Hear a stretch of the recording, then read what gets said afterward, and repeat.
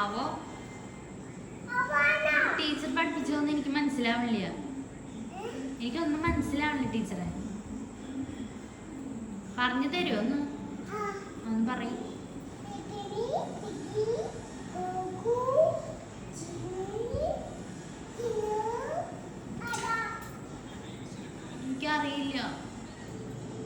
എനിക്കറിയില്ല.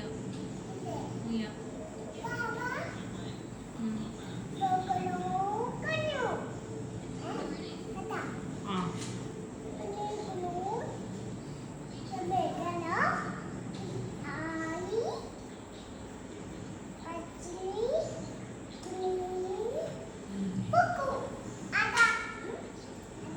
ആവോ